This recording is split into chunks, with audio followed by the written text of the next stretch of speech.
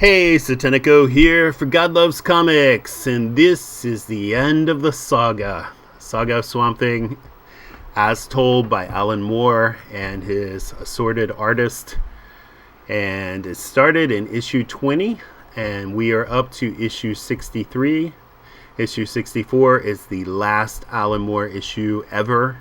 I don't think he's ever going to come back to Swamp Thing, unfortunately.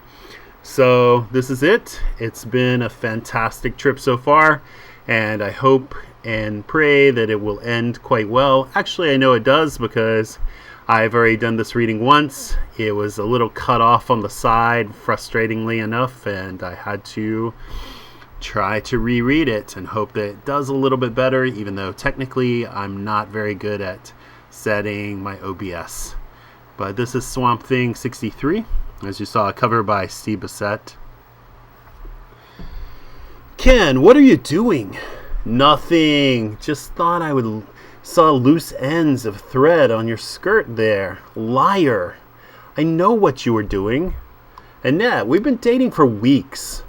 All that religious stuff, waiting till you're married, is stupid. I know, but I want to, that. But there are other reasons. Like what? Hey, help me undo this. You gotta lift and twist. Well, there's psychological reasons. First, sexual experience is real important. If it's bad, I could be emotionally damaged. Grow up a lesbian or something. Baby, nothing will happen, really. There. Woof.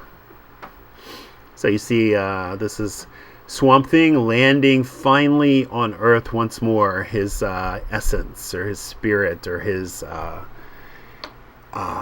I don't know what else you would call it. Bioelectrical matter. And then blast through these two little shrubs, bushes, trees, and with a decidedly phallic-like shape. And maybe if we wait till we're engaged. Okay, so...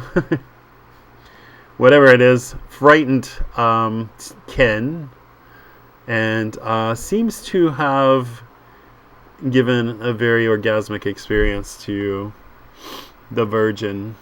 So Swamp Thing strikes again. Beautiful, beautiful double-page spread with these long vertical panels.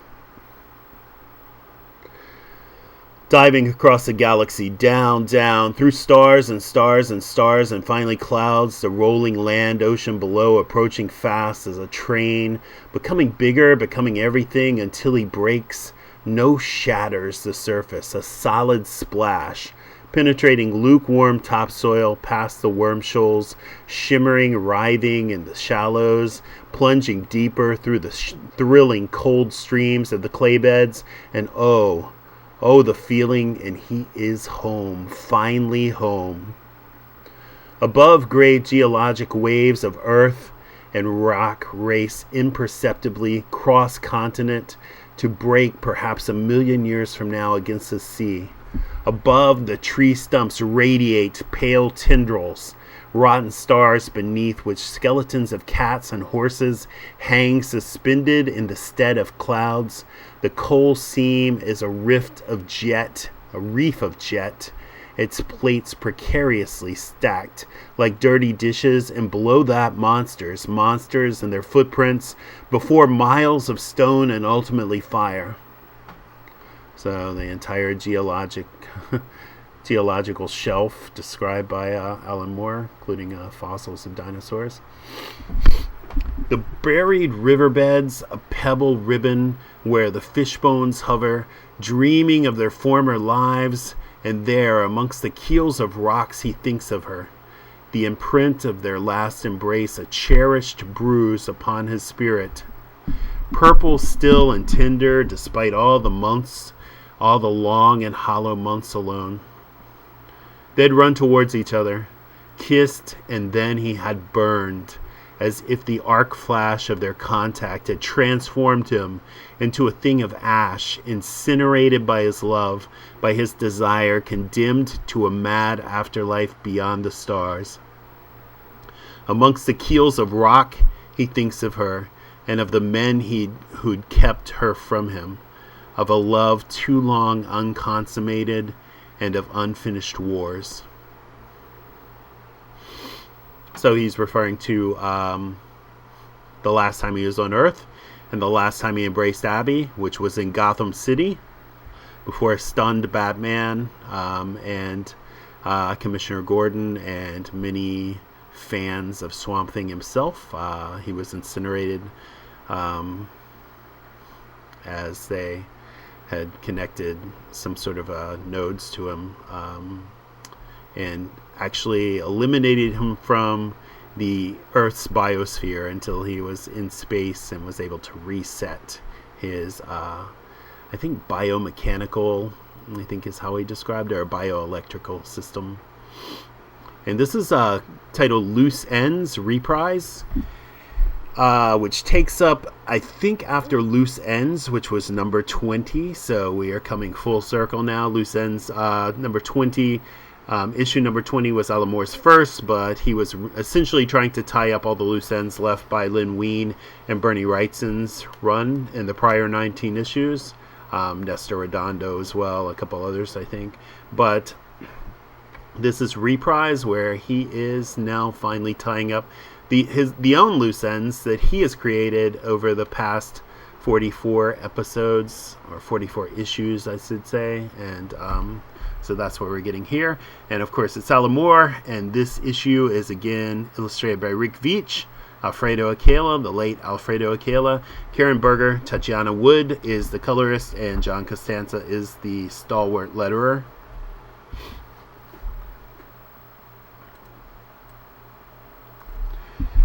There's a garden where illnesses grow, ripening gradually towards recovery or death. The circling lights of the ambulance grove scatter red blossom on the wet and twinkling gravel at her feet as she approaches Terrebonne Parish General Hospital. Sorry about my sniffles. I'm a little stuffed up. Inside, the acoustics change, becoming hushed and inflated, filled with whispering distances where comfortings and condolences merge into a sympathetic murmur of faraway rushes, and casualty reception poppies grow upon gauze, first blooms of a catastrophic spring. And the reception poppies, casualty reception poppies, grow upon gauze, first blooms, I assume, are spots of blood that are bleeding through the gauze. In this case, on this man's damaged arm. I wouldn't say it was broken, maybe, but it's bleeding, obviously. A chloroform-scented breeze moves through the formaldehyde trees, bears the measured and plaintive even song of the heart monitors to her as she walks past the wards with their cots and cornfield rows awaiting harvest. Awaiting harvest, meaning these are dying people in a lot of cases. Finally reaching the cellar, cultures, still and light-starved in their beds, pale flesh subtly luminous like that of mushrooms. On her earliest visits, she'd try to provoke some response. Oops. Hate when that happens. Provoke some response. If he spoke now, she'd almost be frightened. Dead in all but name. Wandering lost somewhere amongst the steep green hills sketched on his EEG screen. His body's the grave of his mind, rooted there. Translucent stalks rise from vein and nostril, and glass flowers containing glucose like to lure bees. If touched, they chime briefly and melancholy. This is Matt Cable and his comatose body, as you can see. And he has been under for a couple of years, I do believe. I first thought it had been at least a few months, but actually a couple of years' time has passed since he first went into a coma, and his body is atrophied. Obviously, you can see all the tubes and everything, and he's essentially on life support. And I think Abbey would feel a little bit lighter if Matt, who was not a good guy, even though he did die, or he went into a coma honorably after being a pretty nasty person. I think she would feel a lot lighter if he was gone now, to be honest.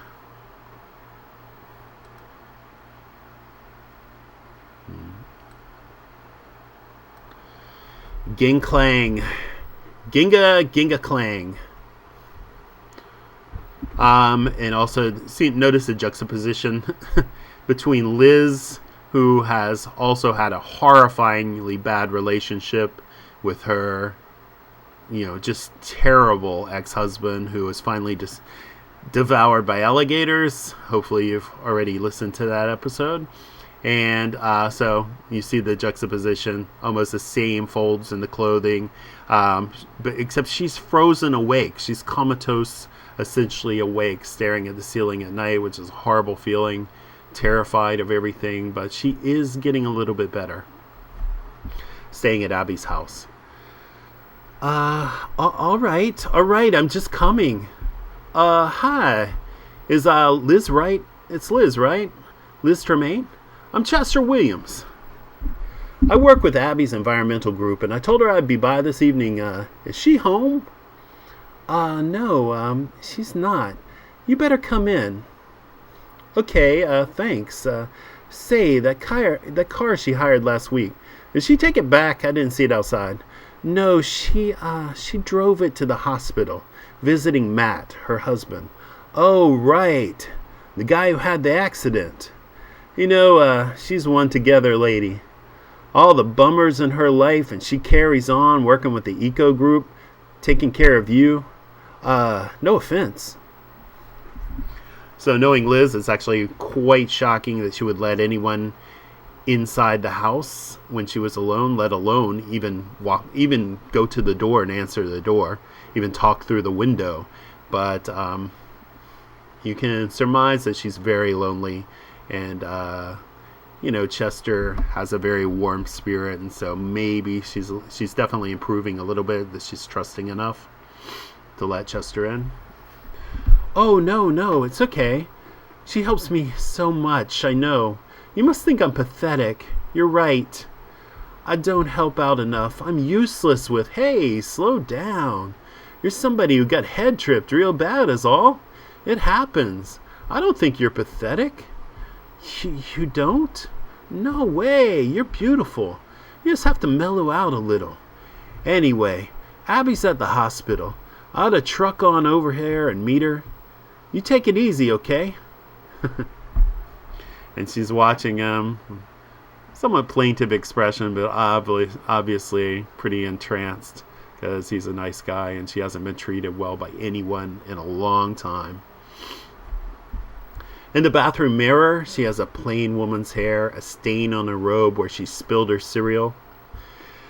Taking one of Abby's summer dresses from the closet, she holds it flat against her body before replacing it. Heart hammering, she runs a bath 4 inches deep and summons the courage to sit. Recklessly, she used too much bath chalet. As the foam drift piles against her back, she wonders if you could drown in bubbles, but she does not scream. Beautiful. He said beautiful. I knew she'd be quite enamored with him. She's no dog. Pressing her doorbell, Foley's shoulder hurts. Goddamn recoil, rocket launcher in Gotham. He hopes it won't spoil tonight. $3 blown on flowers, wondering if she'll still look good, sober. And then she's there, hot steam fogging ice glass behind her, and hey, she's no dog. So this is one of the assassins from Gotham who tried to destroy Swamp Thing. Hi, Angel. Here I am, right on time, and I got you this bunch of flowers. I know they ain't much. Gus, they're fantastic. They must have cost you a fortune. Well, they cost $3. Here, give them to me. Guess you do get a pretty big bunch. Look smaller in the store. Here, you put them in water and, got snagged on my suit. Here, excuse me. Oh, careful, don't tear your jacket. No, I won't. I'm just, god damn, these got loose briars all over. I'd have complained to own, Gus, you're getting all tangled. Let me No, you'll catch it all over your robe. And hey, is there some animal alive in this? It just moved. Gus, don't panic. I'm not panicking, you stupid slut. This mother just, what the hell? Gus, Jesus, get it off. It's, Gus, don't. You're frightening me. For God's sake, I'm not doing anything. It's moving. Christ. Oh, no. No. Oh, God, I know. What? I know what does DDI? Get Wicker, tell him, tell him it's back. Tell him it's still, And absolutely killed by a bouquet of roses. But of course, every rose has its thorn, and you see a lot of thorns manifested in this expanding bouquet, which can only be the presence of Swamp Thing. All you see left of Gus now is a bloodied foot and his striped blue tie. And she's just standing there, I guess, completely stunned. As you can see, the blood is draining into the pool as well, or the jacuzzi, I should say. There's been horror and old-style Dean Martin romance, monsters and chocolates and blood and bouquets. So much between them, so much to understand. He'd helped her made love to her, married her, almost destroyed her husband, the vegetable. Alan Moore loves to juxtapose the fact that Matt is a comatose vegetable with the fact that, of course, Abbey is now in love with a very mobile vegetable, even though she thinks Swamp Thing is dead. His breast rises and falls, the tides of breath surging through us, all making us mere channels for its phantom oceans. Those tides are spent, but limply on the shores of the stagnant inlet, he's become lap. She tries to clearly picture their relationship and close it in a frame, make it coherent. But there's too much drink, desire, and despair. There's doubt that occurs only in big hospitals at night, unease felt at no other place or time, lost in antiseptic halls, turning corners, coming face to face with things we should not have said, done, thought, allowed to happen.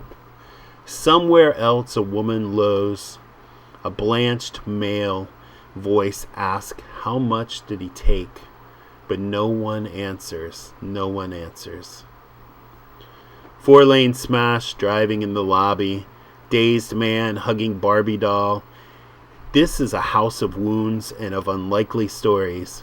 Some people occur only in the big hospitals at night, trying to rationalize life's wreckage, struggling to accept death's new proximity. It's a fantastic line. Death is certainly around the corner for a lot of people in these hospitals, of course, sadly, but everybody's felt it if you've ever visited a hospital. I'm sorry, Miss Williams, but our computer lists no Matt Campbell. That's Cable, C-A-B-L. Straight down the corridor and across the intersection. Miss Monroe is at the end. Excuse me a moment. I'll be right back. Wallace? Wallace Monroe? Hey, man, synchronicity. You remember me, Chester Williams? We met up in Gotham last fall. Why, yes, I remember you. Gave me that slice of sweet potato to get to my wife. How strange running into you now. Hey, I'm just here looking for somebody. How is your wife? Dying. But I got up the courage to come see her a couple of times. Gave her your piece of yam. Told her to try it if things got bad. Wow, did she take it? Well, the hospital called today. Said she had lost consciousness. But seemed ecstatic. Mumbling about the light and the angels and Jesus. I hope she took it. Hope I eased her suffering. But then I remember the poison killing her. The poison I helped spread. I know it's not enough. They said I should come quickly. She may not have long. I'd need decades to mend the damage I'd done. Maybe you don't want to think about that right now. But I'm in this group trying to mend environmental damage. Here's our number. Thank you. Perhaps I'll call. I'm expecting a lot of time to myself quite soon. Sure. Well, take care, man. Nice seeing you again. Hope everything's okay with your wife. There he is, looking through the window with tears in his eyes. Treasure. I'm sorry, Mr. Monroe. We tried to call you, but you had already left the house. She woke briefly. She said to tell you she was sorry she couldn't wait, and to thank you for showing her so much. She said to tell you good night. See at the bottom there, Treasure clutching her crucifix between her breasts as they pull the blanket over her head. She's passed away now. Polly Skinner could sleep forever. This leave had been that long in coming. It'd been due after Gotham, but no. They needed a napalm specialist in Honduras training Contras, and he was it. Finally then, home to Connecticut. Mom, his old room, that old peach tree outside. As his mother tucks him in, the killer sighs. Slipping softly from the room she says she'll bring him cocoa later, if he's still awake, and the killer says, "Thanks, Ma." He cups one hand between his legs, the way he's preferred to sleep since childhood. The peach blossom smells beautiful tonight. Sweet and deep with memories, his perfume pours along the evening breeze. The small pale flakes drift in his open window, and upon the precipice of sleep, the killer thinks how much it looks like something out of Bambi. Smiles and shuts his eyes. The scented moonlight in his room creeps over him deliciously, so thick you could wring syrup from it, and he sleeps. In the dream, Polly Skinner is 5 years old, sitting with his mother in shade behind the peach tree. Her dress is candy ribbon silk, pink and shiny. Her knee is slippery. She wears some sort of perfume that smells cheap and sickly. He doesn't like it. It gets stronger anyway. He tries to wriggle away, but she pulls him closer. His hands sink into the pink silk plumpness of her body, boneless as a cushion. The perfume is everywhere now. You see the peach blossoms flooding into his room, multiplying rapidly. "Hello, Polly? Are you still awake? I brought you some cocoa like a prom. And then just opens the door, and there is an absolute avalanche of peach blossoms. So Polly Skinner, the murderer, is suffocated in the peach blossoms of his childhood home. Another incredibly inventive way for Alan Moore to dispatch of someone without obvious violence, but totally in theme with Swamp Thing.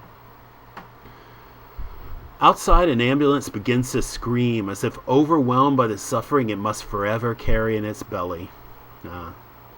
She tries to catch a glimpse of the man she once thought she'd die sooner than lose, but he's not there.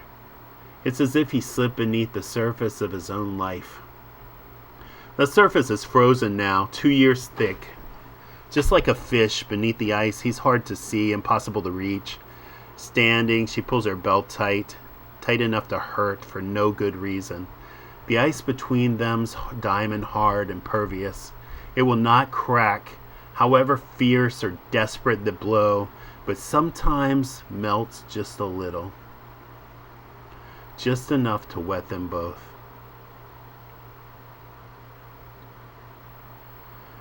So, no matter all the hard feelings, if you love someone at some point and you see them in this condition, she still feels regret, sadness, and for his situation. Hey, Abbey, I finally connected with you. Liz told me that you were over here. I figured I'd come over. How's things with your ex-husband? Oh, well, he told me about the movies he'd seen. We discussed politics. He said he liked my outfit. Really? No. Look, I'm sorry. Since Alec died, coming here to see Matt, I just feel empty. Like I don't have enough stuff to mourn them, both of them. Do you mind if we skip the eco business tonight? I want to drive out to the swamps. You want to be alone? Alone? Chester, lately I've been working with old people whose kids have stuck them in a home with a lot of people they don't know, and I just think, Christ, No, I don't want to be alone.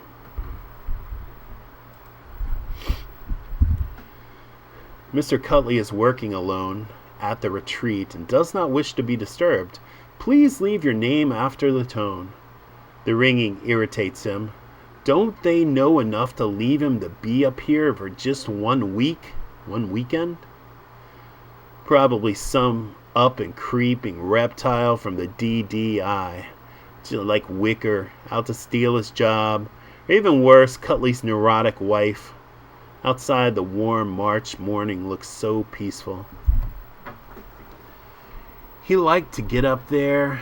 There were serious problems to solve.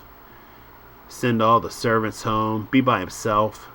Right now, the DDI had problems out the old wazoo. But how big were they? Sure, there's evidence to indicate some files were broken into. Not much. Scrap of moss. Maybe from someone's shoe.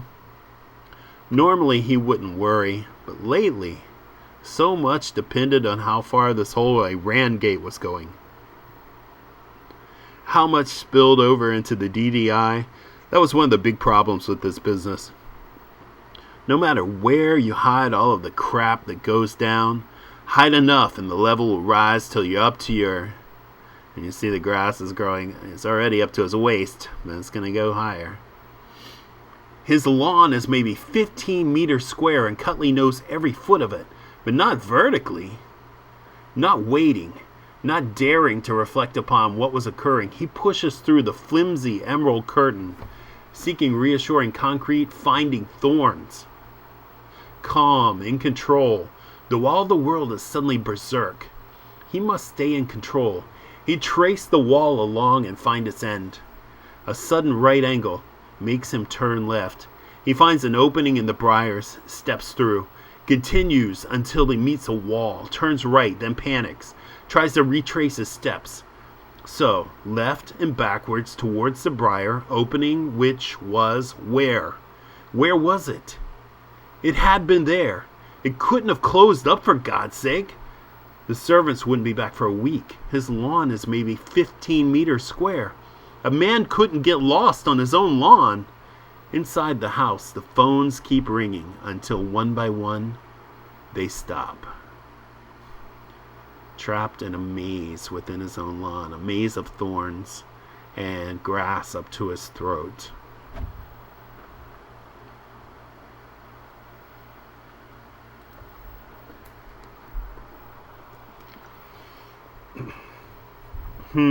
Sure picked a nice place to stop.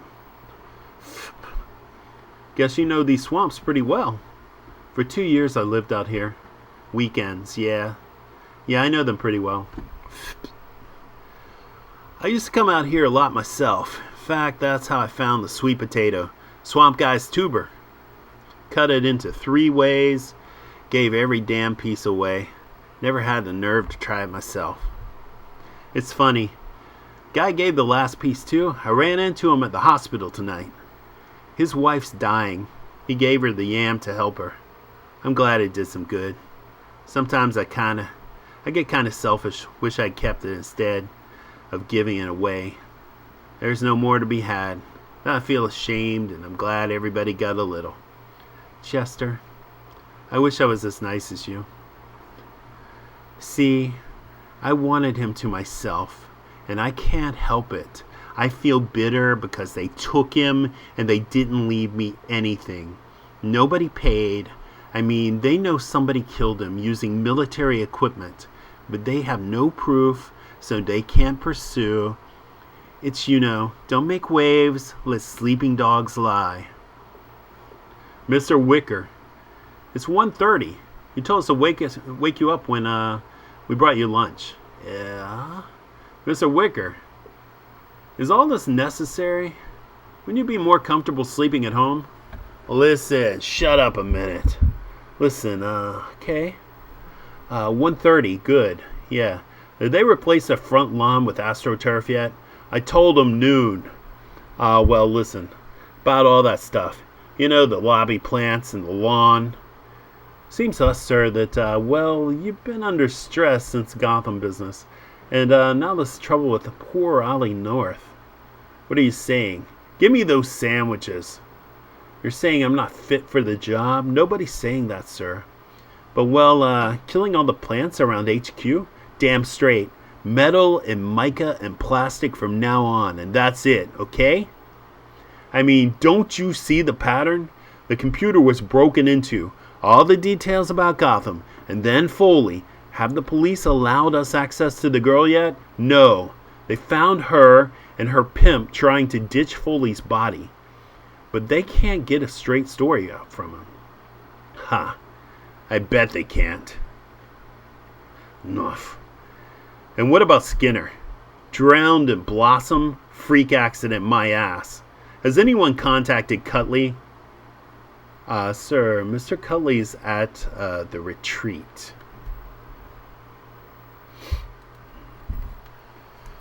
He's sorting through the rubble in the aftermath of the tower report and left instructions not to be disturbed. He's been there for 4 days now. Well, that's not unusual given the scale of the crisis. I've known times in the past he hasn't answered the phone all week up there. His wife called. She did. What was it this time? A prowler? UFO? Christ. I ought to give her stronger tablets. She had a dream about Cutley. She wants us to reach him. She's afraid he's got a secretary up there at the retreat with him. Well, she sounded worried about him. She said phone him. Tell him not to get lost. I dreamed he got lost. A wife like that, I'd want to get lost. You didn't hear her? She said, wait a minute, man. Mr. Wicker, you okay? Everything all right with your lunch? Ron, look out. He's, Hey, Mr. Wicker. What's the matter, sir? Tell us what's... Egg. Don, for Christ's sake, shoot it! Shoot what? What am I gonna shoot? Oh, Christ. Oh, Jesus, look at his shirt. What's...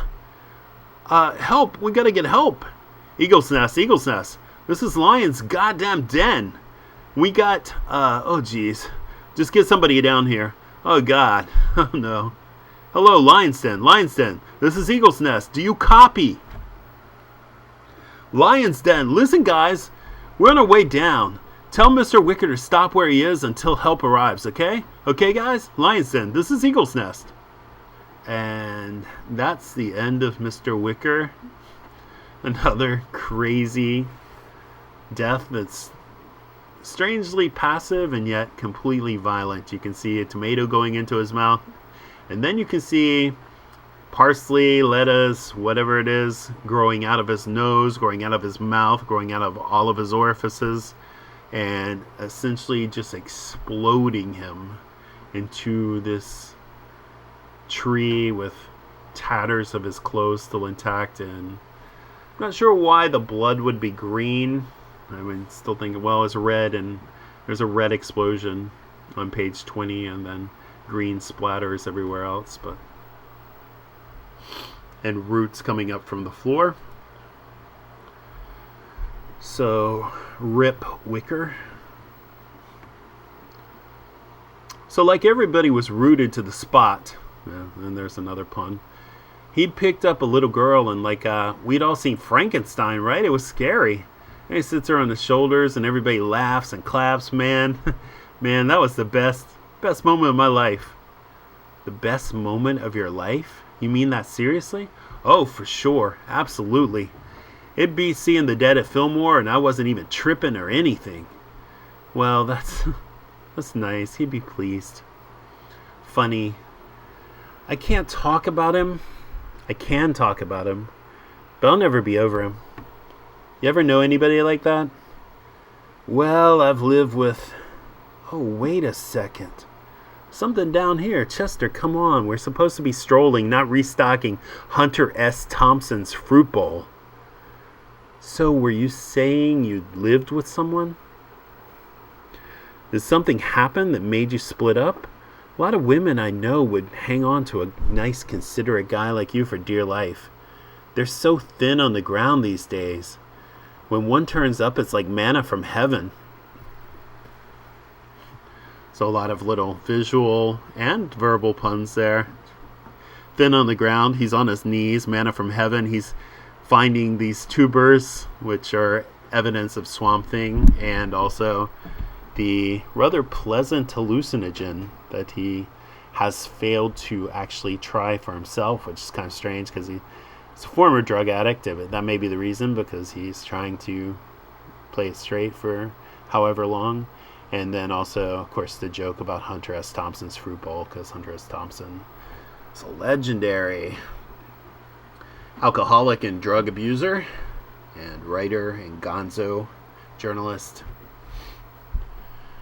Abbey, I found something. Yeah, well, I'm not really interested. I already got a life that most people would need drugs to imagine. I mean, with acquaintances like mine, who needs hallucinations? But look, I found all these in this light. It's difficult to be sure, but I mean, I think they look like, see, the color is the same and the apricot fuzzy sort of feel to the skin, but well, these can't be the same tubers. Even if he dropped them here all that time ago, I mean, they'd have rotted by now. But then the smell's so similar. That stuff that they use in Indian cookery tastes kind of scented. What is it called? I can't... Abbey, what? Oh, wow, Abbey. I think I'm having some kind of flashback. Oh, geez, this is real? Wait, what? What is it, an earthquake? Come on. We gotta get out of here. We gotta... Abbey, look out. The earth is... Abbey? Is... Okay, when he's talking about Indian cookery and kind of scented, maybe saffron, but also could be maybe cardamom. And then this looks like beginnings of triumphant return, especially with all the flowers blooming all around them. And there it is. The return of the good gumbo.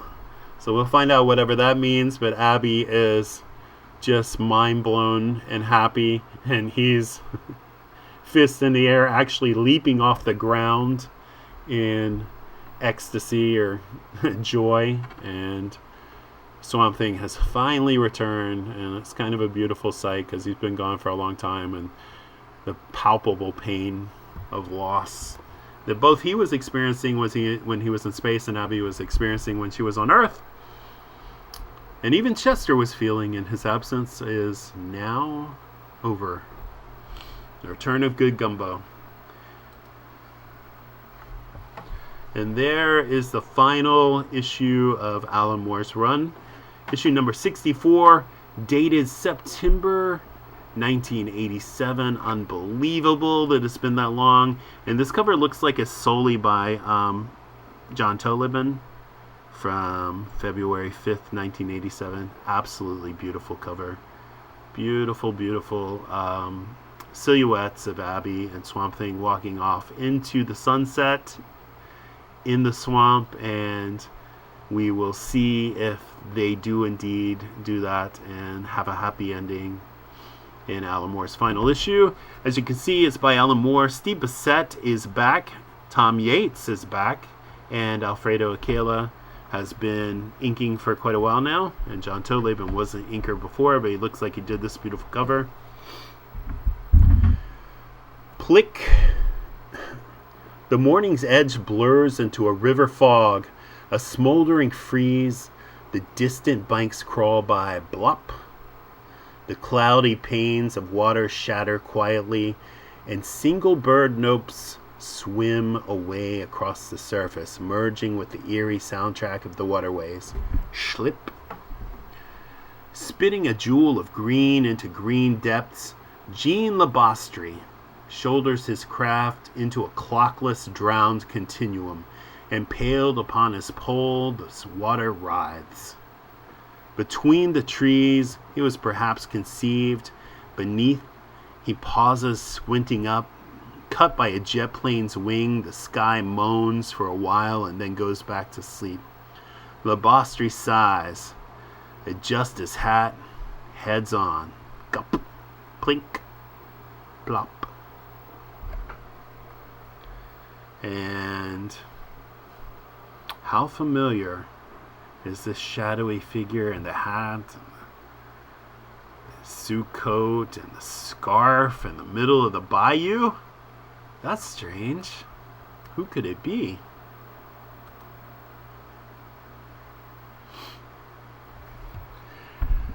Outside the village, young men practice the pursuit of a red rooster ready for the coming fair. Tossed high above the struggling crowd, the doomed bird flutters, bouncing off across the dew-chilled grass. Breathless, it finds a treetop, while below the mob converge upon its perch. Labastrie wonders, can this way of life endure forever? Or must the persistent drip of modern times soon eat away the rock of their traditions? Resigned, too tired to fly away, the bird sits, watching as the shouting boys rise up the tree like a brush fire. Obscurely melancholy Jean Labastrie leaves the slow eccentric tide to lull and pacify his tethered skip. Slip, slip, slip. And so Jean Labastrie exits stage right for now. He smells his wife's stew, simmering somehow less tempting. By the week, the fish and meat are good, but decent vegetables seem scarce. There is a savor that is gone from life, some nuance, noticed only in its absence. Outside, a white dog barks into an empty street. Through a gray pall of cooking steam, a lovely woman scowls and turns away. Her cheap $5 perfume wanders out alone into the bayou like a hopeless prayer.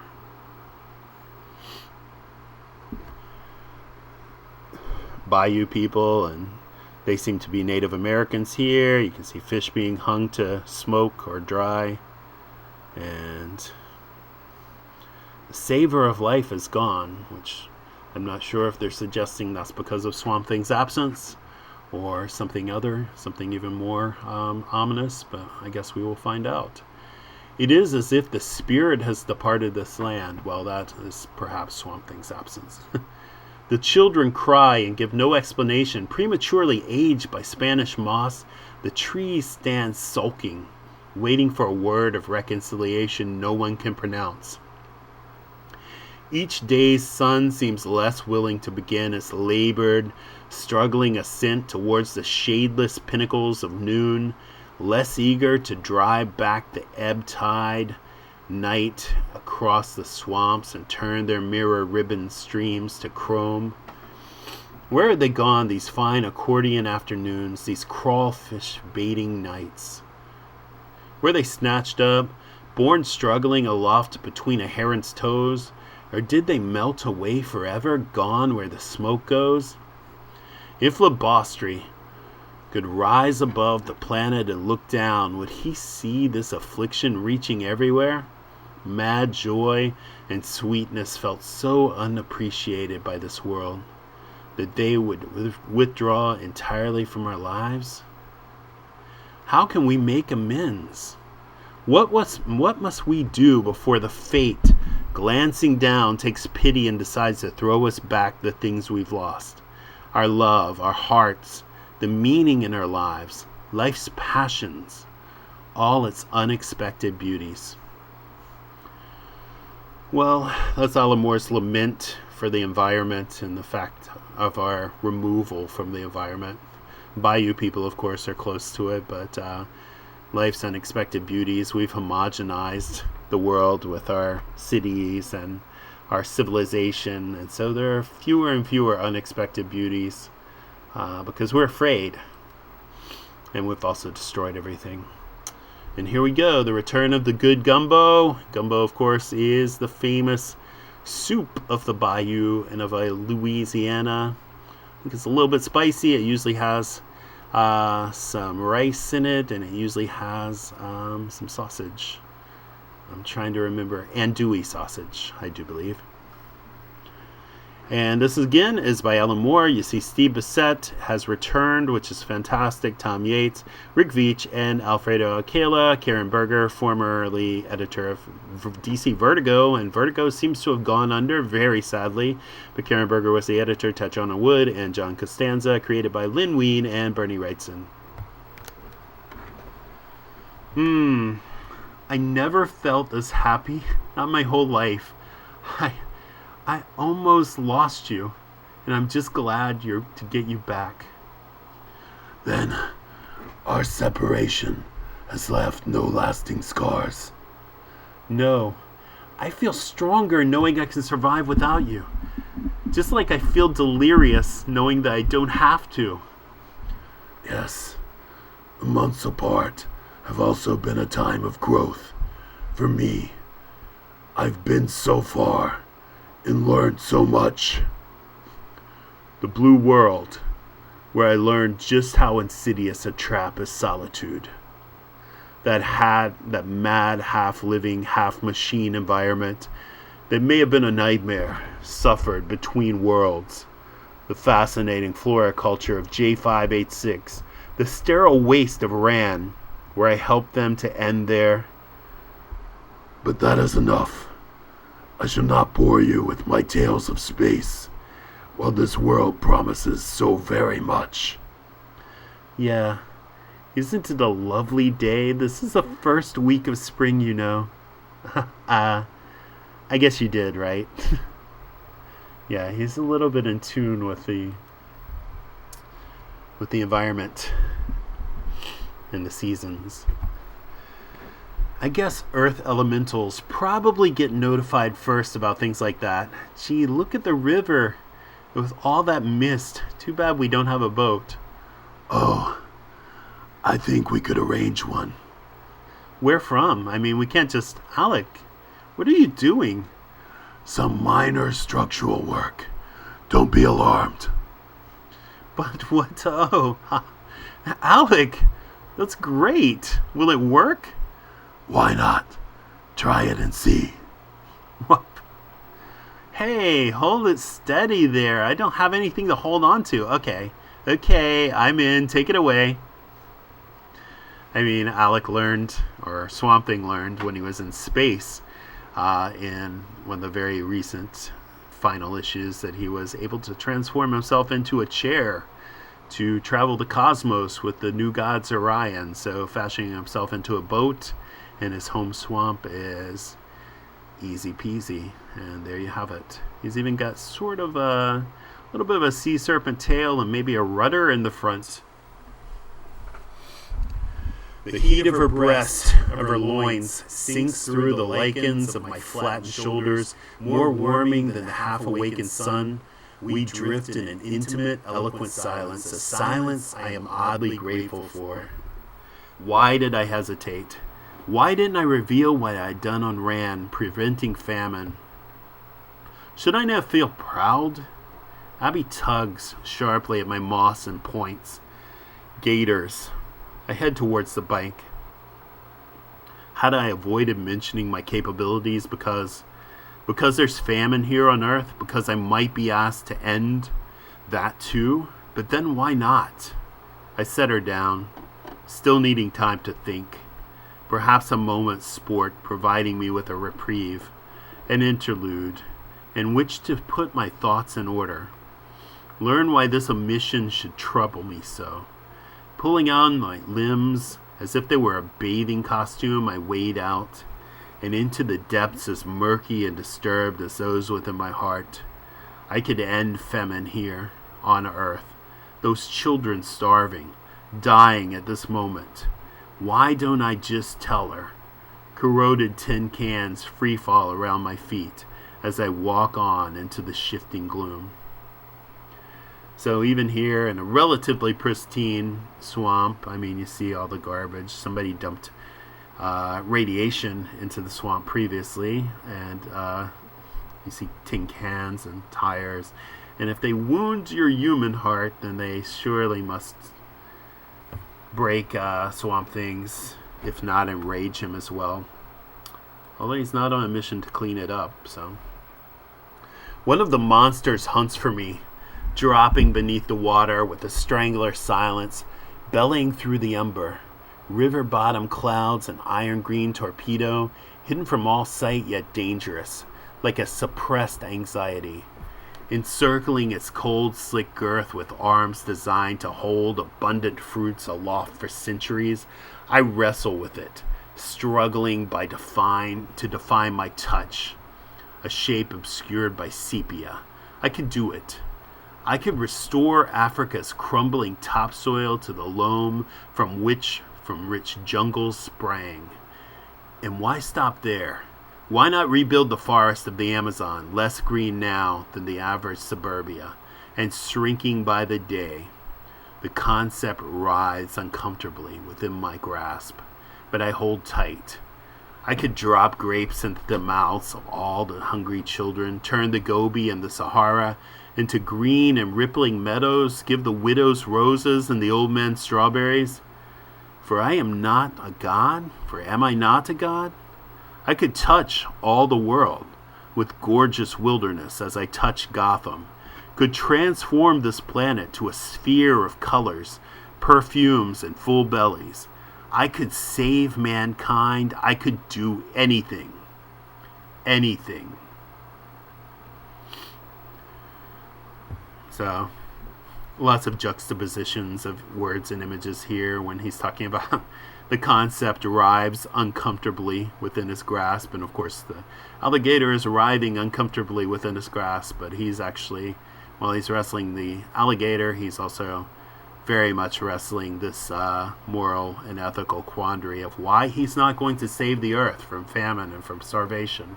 And Alan Moore has to solve this problem. And you see on his back as he's riding the alligator on this amazing splash page as Abbey looks on from what looks like a nest, and she's very happy. Even has the tubers hanging down from his hair, almost like dreadlocks, which is pretty cool. Mind still reeling, briefly sated with exhilaration, I let the entire subject drop. And he also lets the alligator drop, not coincidentally. Watching it fall away beneath me, going back to thrust its snout into the silt and sediment of the mind's lower reaches whence it came. My victory assured, I let it go for the moment. And he lets go these thoughts for the moment. Hey, that was great. You look like Roy Rogers. Well, you know, I mean, if you left him in a dark corner of the refrigerator for a couple of months. And I like Trigger, too. Can we adopt one like that? Not unless you wish to be the one who tries to flush it down the toilet when you're bored with it.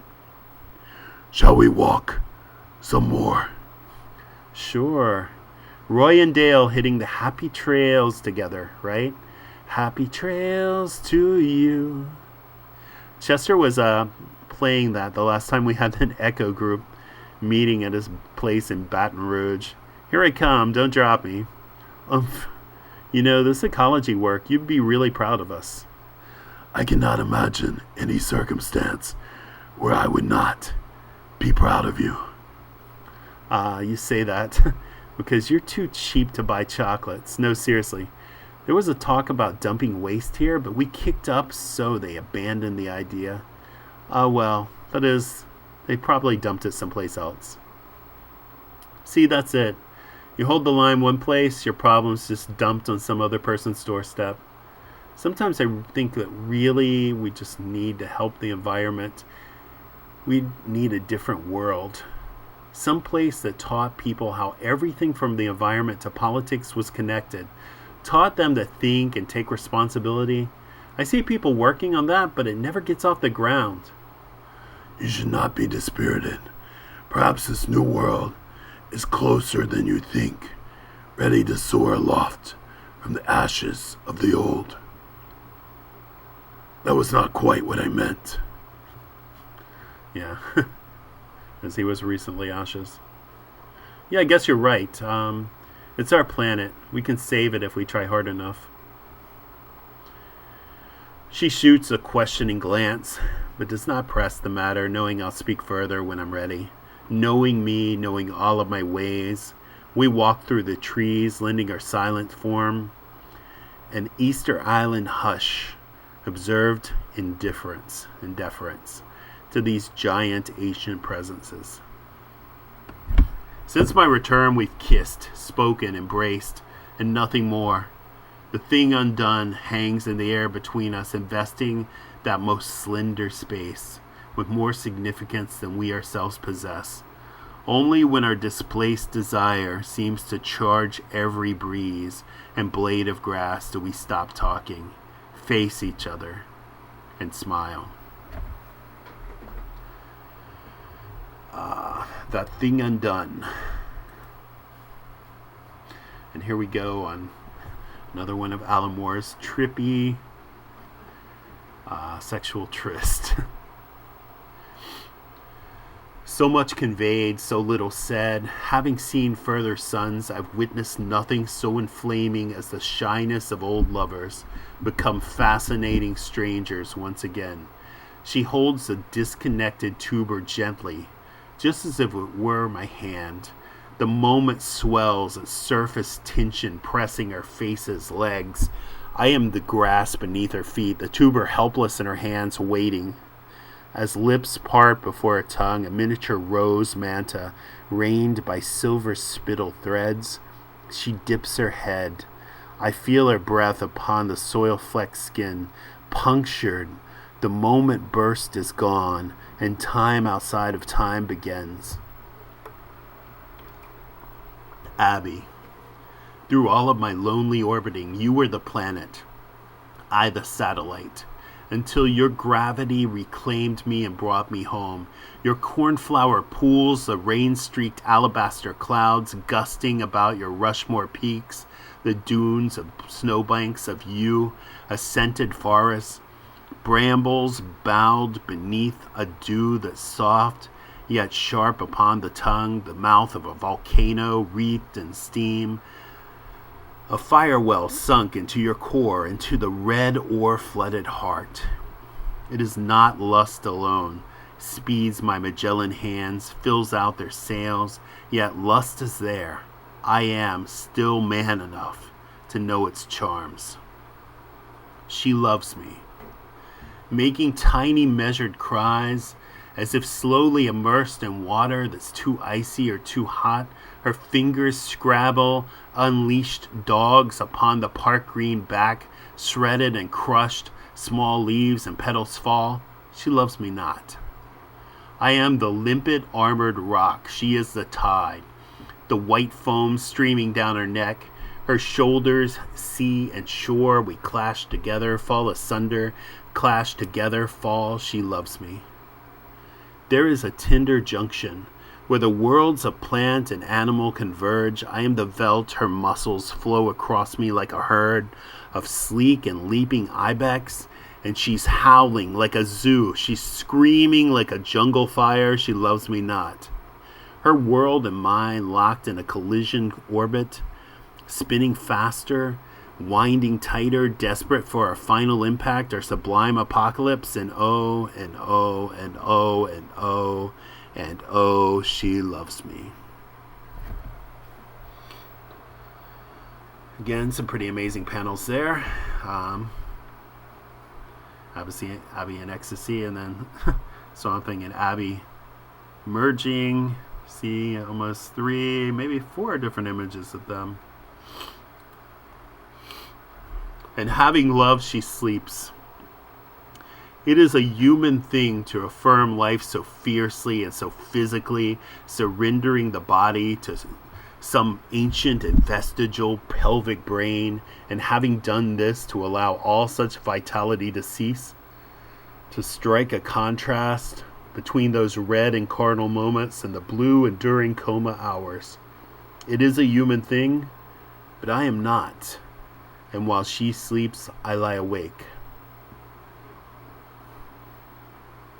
Though flesh must rest, such animal requirements are behind me now.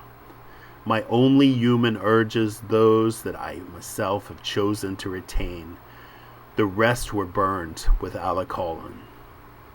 On the night he died, the night his cozy, reassuring world erupted, blossomed into enormous rose of purging fire, and he went down into the swamp, falling beneath its surface, burning still, a half-spent naval flare that blazed like life itself, sputtered and finally went out. The swamp devoured him.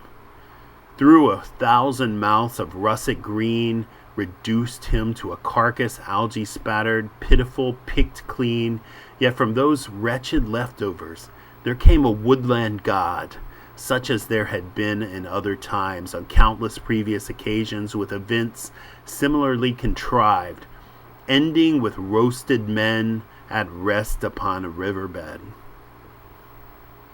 You see various sort of levels, the turtles floating, and then the roasted man resting on the riverbed, which presumably is Alacolin, or maybe not. I was thinking, in this case, it's definitely, that's the correlation, but I was almost thinking it also could have been the man who was devoured, Liz's former husband, but actually his bones were probably severed and crushed up and then excreted by the alligators. And you see this a beautiful inside this beautiful page. You have this framing device of Swamp Thing's massive profile, even as little limbs and trees and things sprout from carapace of his nose, if that's the right word. When with the parliament of trees down by the slow green Tefe source, I glimpsed within their minds a dynasty spanning the eons, reaching back to times before mankind, whose only record now is etched on sheets of coal far underground, a dynasty of gods, yet gods who have chosen never to exert their power, content to sit and stare in the shimmering blue Brazilian sky and gaze unblinking at the furious eye of the monsoon. And the Precambrian, when all the world was weeds and nothing crawled or swam or flew, the earth gods ruled the last non-violent era, till the sun grows red and swollen and all life is fled. They could have made their kingdom of plants as perfect as I'll make this world of men, and there would have never been need for any other form of life. They could have kept this planet for their own, and yet they did not. I wonder why. Instead, they let the fish glide in upon the wild Silurian tide, and took their forms and played with them, yet never made this world a cool Piscean paradise. You see, the last non-violent era was the era of the parliament of trees and of all just vegetation before other organic life forms began to emerge. And then you can see something of the violence in this fish's teeth, and then you can see even more in the final bottom panel. Nor when the fish with legs boiled up from the Devonian mud did they impose reptilian utopia, but watched instead, delighting in the dazzling diversity of shapes and shades. So even the reptiles did not take over the earth for themselves. This is essentially Alan Moore's discussion of evolution. Composed of cycads, and Jurassic firms, they'd imitate the upstart beast, frightening thunder lizards off with their thunder of their own. So that's pretty entertaining. The parliament of trees were able to sometimes mimic dinosaurs and trees, just playfully, not actually doing anything deadly or violent. In the Cretaceous, when the earth grew tired of saurians, erasing them with frost, turning their hand instead to apes and cherry trees. Her guardians made no move to stay that hand and let the age of dinosaurs endure, but mourned their loss, while finding consolation the earth's first flowers, sprung from the mud where the vast bodies fell. Is this then what it is to be a god? To know and never do, to watch the world wind by, and its windings find content? If I should feed the world, heal all the wounds man's smoldering industries have made, what would he do? Would he renounce the wealth of his sawmills, step gently on the flowers instead, and and pluck each apple with respect from its abundant world in all its providence? No. He would pump more poisons, build more mines, safe in the knowledge that I stood on hand to mend the biosphere, endlessly covering the scars he could now endlessly afflict. Somewhere the parliament stand rooted, inert and omnipotent, while tiny spiders drape their ribs in silk. After this night of reverie, at last I will comprehend their stance.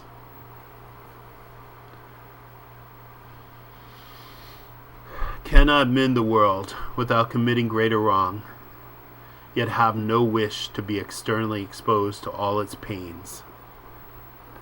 Eternally exposed to all of its pains. I sit and think on this, then having made my terrible decision, think no more. Mankind must stand or fall on its own merits alone, save for this one. This one I'll keep with me until she dies, beyond if I'm able. Her eyelids flutter, moths that struggle to escape sleep's vivid mire. She breakfasts on fresh fruit. I watch her wipe juice from her chin, leaving a glaze of tightened skin upon her hand's backside. And after that, we walk. She smiles. We kiss, tasting the new day, sampling all its flavors, all its promises. Gee, this is nice. How long's it gonna last? Forever if you wish. If you desire, there need be no more horror or adventure. We could simply settle down, locate a place that suits us both. Oh yeah, like over there maybe. Face it, they don't build dream homes out in neighborhoods like this. Perhaps they don't. It matters not. I did not intend to ask them. Plick, klesh, plud, squelch.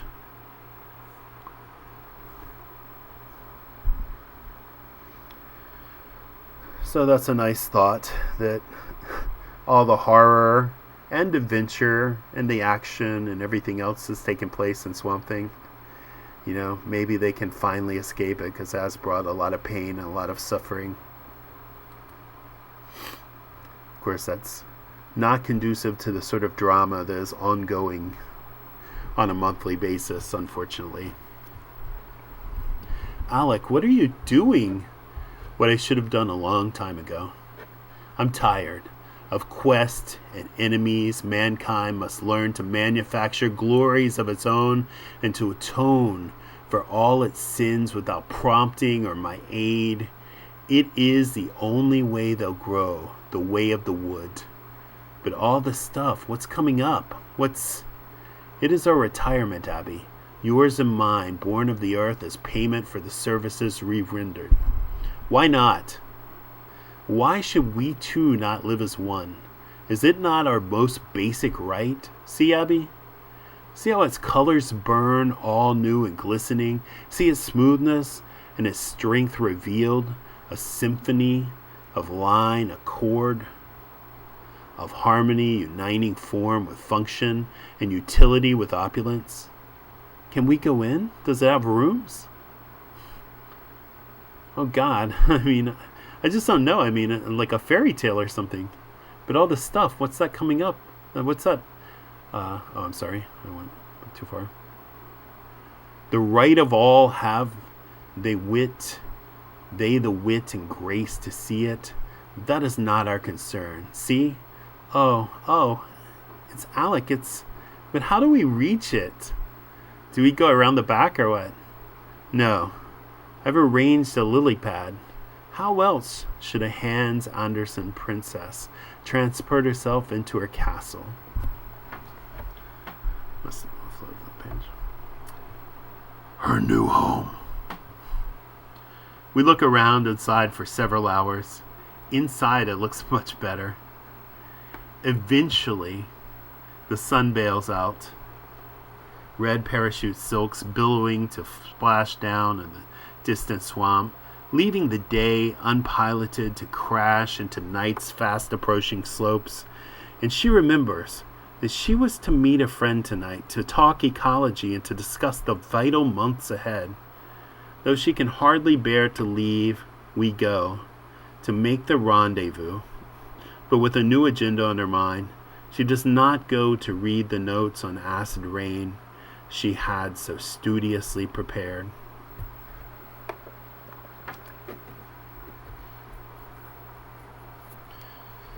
Another beautiful full-page splash, and strangely enough, the with that sort of long trunk and the marbling of that of the roots and everything, it almost looks like even with the eye, almost looks like an eye. It looks like Sandman's helm, which I'm not entirely sure if Sandman was actually had started yet. I think it was 1989, so maybe not, but. So maybe just a bizarre coincidence. As you can see, this page was by Steve R. Bissett, and off to the very far corner of the right, you can see Alfredo Akela as well. So,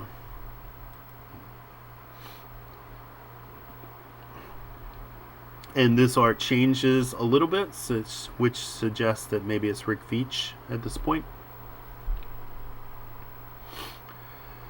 She goes to say goodbye. Abbey, far out. I did find the right meeting place after all. Listen, I brought somebody along. I hope that's cool and everything. It's fine. I brought somebody too. Wow! Hey, good to see you. You two being back together, it's a real trip. Yes, it is. And I'm afraid it's a trip we might not be back from some time. Huh? Chester. Look, I know this comes at a bad time for the group and everything, but, well, Alec and me, we're going to drop out of sight for a while. We're going to live in the swamps. Chester, I'm really sorry. Sorry? Are you crazy? That's the best thing I've heard all year. Hell, that's the best thing I've heard this incarnation. So he believes in reincarnation. Boy, if anybody ever deserves some R&R, you wait till I tell Liz. Hey, Liz, oh God, I'd forgotten about Liz. Yeah, I stopped to see if she could use a walk, and she said, yeah. Hey, Liz, Abbey, and Swamp Thing. The swamp guy are shacking up out in the swamp. Abbey, is this true? Oh, Liz, I'm sorry. What was I thinking of? I just got caught up in the idea, and Liz, forgive me. I won't leave you alone, I promise. Well, I'll listen. I don't know, but, well, maybe I could help out. I could call on Liz almost every day. I could even, well, you have some spare rooms there. I could even, I can move in if Liz wanted me to, that is. Yes, please. Are you sure? Look at the look on Abby's face. She's just like, mind blown by this, but it's also perfect. And what about the eco group? There's so much work. And there's plenty of people to handle it. 2 more joined today. You remember that Monroe guy I met at the hospital? He's one from, and some woman from New Orleans. Don't worry about, the environment's safe with us. Yes, I do believe that it might be. Swamp Thing's very happy too. He's hoping it's safe with them so he can go back with Abbey. Alec Holland, I remember I wrote a book about you. It sold lots of copies. Oh, it's so good to see you again. And she only sees him as Alec. She doesn't even almost recognize him as Swamp Thing. That's pretty amazing. You too, Liz. Your book was good. Perhaps you'll write another one day. Oh, no, I couldn't. I mean, do you think I could? I am sure that with your courage, you can both do anything. Abbey, shall we go? Abby's turning her head. She's tearing up. Yes, yes, I guess so. I mean, yeah, let's go or I'm gonna get all stupid. Goodbye, Chester. You can come visit us, I promise. And you look after Liz. I mean, really look after her, okay? I will, don't worry. Liz, listen. You take care. And listen, when I was alone and you were alone, it wasn't just me helping you, okay? I just wanted you to know that. Oh, Abby. Abby, goodbye. Yeah, goodbye. Come on, let's get out of here. Goodbye. Sure, goodbye. Good luck. Yes, goodbye, Chester. Liz. Yes, good luck. And they're holding hands. So Liz found happiness, maybe again in Chester as well. Hello, do you speak English? Parlez-vous anglais? I'm a photographer, see? Camera. I work for a local paper. Ayo, never mind. I'm looking for a story on the Swamp Man. I heard he's still alive and back in the swamp someplace. You know, the Swamp Man, L'Homme de Swamp. Oh God, come off it. I know you speak better English than this. Look, there's big money in this story, okay? Plenty of big money for you, plenty of big money for me. Come on, what do you say? Eh? Jean Labastri smiles, spreads his hands in mimed apology, then shoves his craft out on their first slow, ponderous step into the center current's swifter, leaner flow. Gathering speed, hearing the small man's promise of money, growing squeakier and fainter as he leaves the bank behind.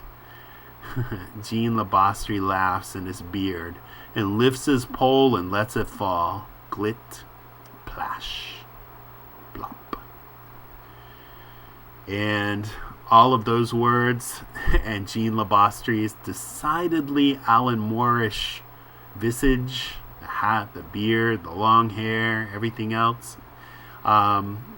The thing about spreads his hands in mimed apology, shoves out the craft into his first slow, ponderous step into the center currents. So he's leaving Swamp Thing. I think he was maybe still working on Watchmen at this point, but soon he would be leaving DC entirely in disgust and also not willing to take the money. So there's a suggestion here that he was already getting disgusted, and this photographer who would have been determined to further ruin Abbey and Swamp Thing's lives is maybe like a DC representative, their editor, offering the money instead of speaking, in a British accent, a really bad French accent, because he thinks that he's from the Bayou and is thus Cajun. But so this is all another very much double meaning, double entendre. And here we go again. Do they think money's everything?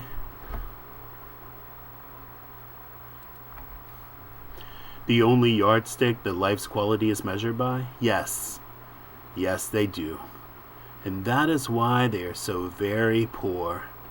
Citing a movement on the banks, he stops the current creasing on his pole and a wide and trailing V. And there in the shadows something moves, a man. No, not a man. Arriving home, Jean Labastri walks down his village street and lets the laughing children tease him, grabbing at his trailing coat. In every garden, cabbages and onions grow so big and succulent a man might cry. The cooking smells and fiddle strains are tangled in the summer air, both equally as sweet. Good God is in his heaven. Good gumbo's in the pot. Labastri moves his black-fringed lips in something very like a prayer. Laissez le bon temps brûler, Please, for us, for all of us, laissez le bon temps brûler. And that is it. You see, Abbey has relinquished her clothing to be closer to nature and closer to Swamp Thing than ever before in this little beautiful sort of circular inset panel, and everything is blue, and you see the trees, the cypresses, silhouetted beautifully. And again, this Alan Moore doppelganger talking about money. Money's not everything, and he goes off back into his village, which is very much Northampton, which is Alan Moore has never left Northampton, and the children do laugh at him as he walks by, or they may be afraid of him sometimes. I've heard him mention it before in interviews, so everything has come full circle, and a rather beautiful ending. And there's one page left, and it is the cover with no more titling. And again, this is by John Toleben. Absolutely beautiful ending to an incredible story. Really glad that I took the time to read it, because it was incredibly rich and involving and engaging, and with a very moving ending, and heartwarming. Finally, a happy ending that is very touching and a true love story, Beauty and the Beast, of course, but after a point you stop thinking of Swamp Thing or even looking at him as like some sort of monstrous creature, and you just see him as this beautiful spirit who is so much superior to mankind and to most of the people that they've encountered throughout this whole journey. And that's pretty much it. Went from issue number 20 to number 64, and it's been an incredible journey. There were a couple of ups and there were a couple of downs. I mean, there were a couple of slower issues or darker issues, and even Alan Moore admitted a couple of things where he got a little bit heavy-handed with some of the messaging, and it didn't quite turn out the way he wanted it to. But by and large, the bulk of this, I would say, is just one incredible issue after another. But high points, I would certainly say, was the anatomy lesson way back in issue number 21, and the whole part with Jason Woodrue. And then also, I very much enjoyed the Gotham City excursion, not just because of the presence of Batman, but because, of course, the Swamp Thing, he changed the whole city into a jungle, and people started shedding their clothes, and there were fruits, and in the middle of the park, and streets were overtaken, and cars were overtaken, and eventually it was reverted back, and when it was reverted back, it was sad, and it became sort of the dark night city once again, crime-ridden and dirty. And then, of course, I really enjoyed the Adam Strange issues, just a few issues back where they were on Ran and dealt with the Thanagarians from Hawkworld. Evil Thanagarians, I should say. It wasn't Hawkman and Hawkgirl, and it was a really fun blast from the past of science fiction. So that's pretty much it, and I really appreciate anyone who has actually listened to all of the episodes and has listened this far. In recording this, I got a comment from Sergio, and Sergio said that he had listened to all of the episodes, and including the one that I had uploaded and then took down within a few hours, because when I rewatched it, I thought it sucked because of the imaging, and I'm not sure if this is one is going to be any better. Instead of enlarging the pages, I've just kind of left them at the regular size in hopes that it doesn't cut off the bottom or the sides too much. But shout outs to Sergio. I really appreciate it, man. You're probably the only person who's listened to all of them so far. Eventually, as it stays up long enough on YouTube, if they don't take it down, for posterity's sake, I'm sure a few more people will join you, but you're the first, and I appreciate it. And that's pretty much it for Swamp Thing. I'll be back with another reading eventually, and as soon as I think of what's next, maybe I'll just read a single issue. And I really appreciate everybody for listening. Thanks so much, and please leave some comments or tell me what you would like me to read next. I may get around to it, I may not, but it was a really fun ride with Swamp Thing. I don't think I would read this many issues again, and certainly not with the voice that I had to put on like for Swamp Things, but it was an awesome experience. Thanks again, and see you next time for God Loves Comics. Goodbye to Swamp Thing, goodbye to Abbey as they walk off into the sunset, and goodbye to you.